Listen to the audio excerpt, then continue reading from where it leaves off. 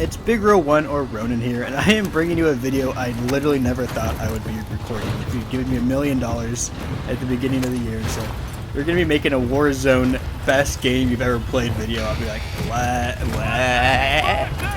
Especially because I haven't really been playing any Warzone 2. This might be like my 12th game of it I ever played.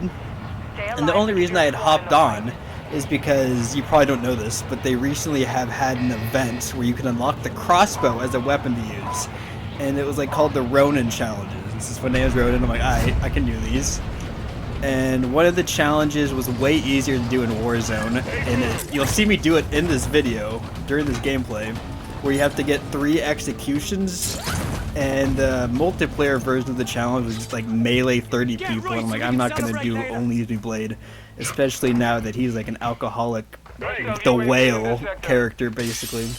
He's going to be the next Brendan Fraser character comeback vehicle. So yeah, this is a game of Resurgence. They brought back like a rebirth style map, smaller, with the respawn feature, and I had a fun time playing it. It feels a lot more like Warzone 1 than it did when I was playing during the first season. I generally couldn't tell you what was different about it because that's how little I played it, but it's fine. It's good. I had fun playing it. And I don't really want to talk a lot about Warzone 2 because whatever, no one really cares about it at this point. I do want to talk to you about, I guess, the direction I want to take this channel, because it's been a while since an update. I think the last update I did was a Fortnite gameplay, maybe like 2 years ago at this point.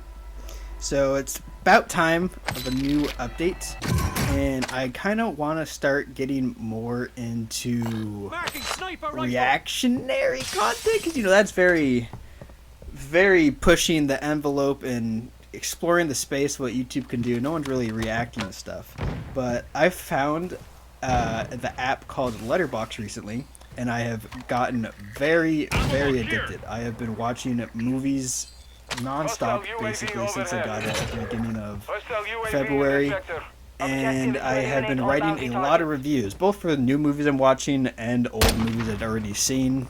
So I have like almost 300 reviews just in this last month I've written already. I'll leave my link to my Letterboxd in the description so you can go and follow me and read my amazing reviews. Some of them are like jokey, one sentence stuff, and then some of them I've gotten a little bit more passionate and wrote in some longer, more prose-like analysis, especially for The Whale. Speaking of The Whale, I wrote a really long one about The Whale, half because it's about people writing essays, a plot point, so I'm like, well, why not write an essay about the movie? And I know you're watching this gameplay so far, and like, how is this his best gameplay ever? He's not doing shit. Let me promise you, it escalates very quickly. Not quickly right now, but when it starts to escalate, it's going to escalate very quickly. So what I wanted to do with Letterboxd in terms to reactionary content is that I have been going through other movies reviews to like see reviews that have been like the most upvoted or whatever, just to get like a sense of the site. And I've been collecting my favorites, so I could do a video where I go through and read my favorite reviews. They're pretty funny, the ones I've tagged as my favorite. And reading reviews has always been a passion of mine, at least funny, like, out there reviews. Way back in the day, I don't think it made it to YouTube, because I think I didn't even have a YouTube channel at that point. But I was reading funny Steam game reviews of Pancake, and this one for BioShock Infinite literally sent me on like a hysterical laughing fit for a good 5 minutes. I don't know if it hit as good as it did back then, but here we go.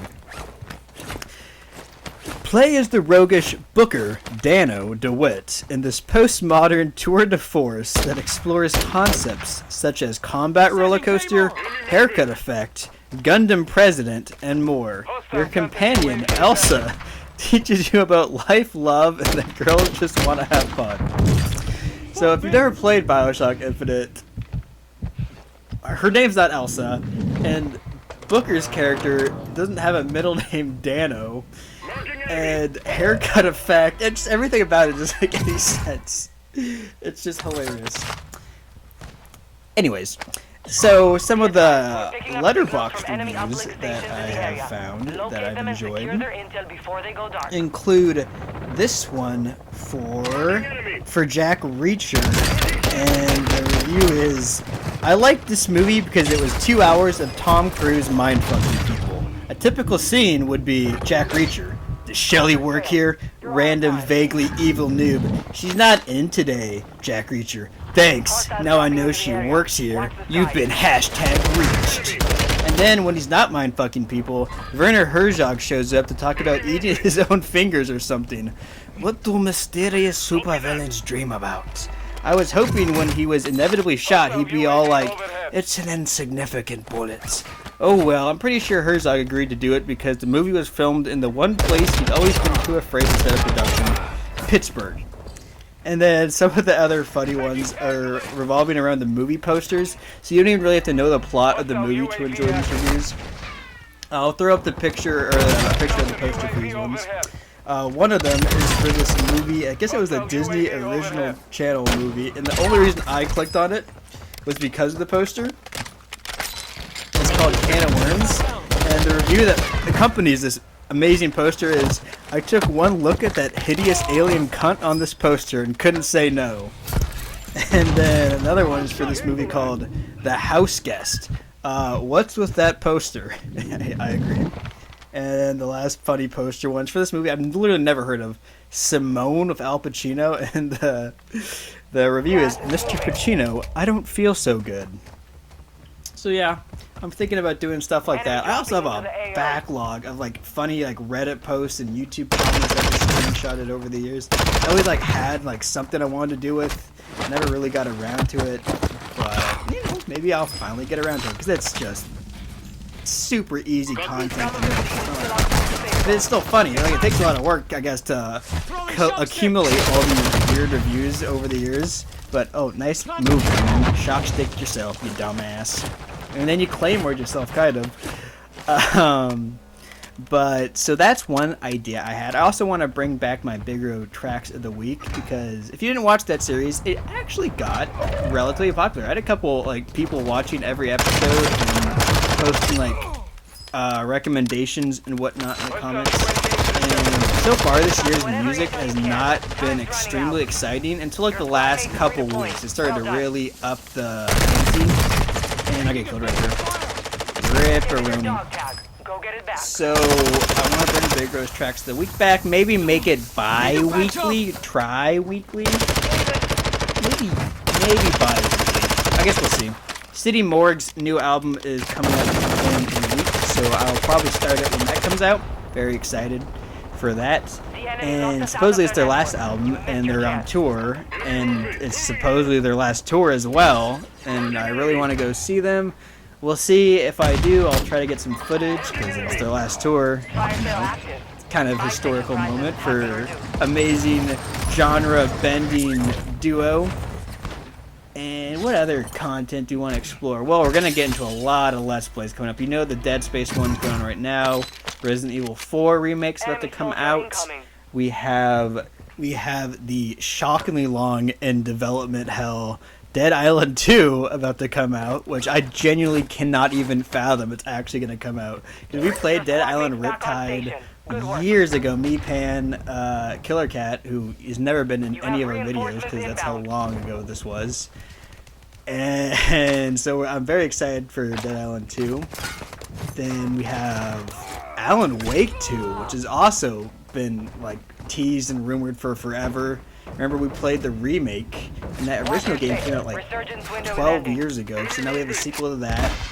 And finally, a series I've always wanted to get into is finally getting a little bit more steam and recognition following the tragic cancellation of the Norman Reedus, Guillermo del Toro Silent Hill. Silent Hill is back with a remake of the second game, a third game coming out or something, and then like a brand new game in the series. Like they had like this whole like showcase, like a bunch of stuff. I don't really remember exactly what it is, but it was very exciting and promising, and probably going to provide lots of content. We also have the Harry Potter game, which Pancake is dying to get in and do his talking about a British accent. You want to talk like a potty torte, hey? So, we'll probably get around to that. I have some clips to do like my own separate, meme type of montage that I did for God of War and the Call of Duty campaign, Red Dead Redemption, etc. Do you guys like those videos? I really enjoyed those, so I don't really give a fuck if you like them, because I'm going to keep making them anyway. Oh, this is really, really tragic. I replayed The Last of Us. This is probably what I'm going to be talking about for the last section of this video. I replayed The Last of Us in preparation for the TV show coming out. And obviously, I'm like, alright, I'm going to collect clips to do one of my meme videos for Last of Us. And I accidentally deleted all of them. So that's why that didn't come out. But I did make the 2 videos.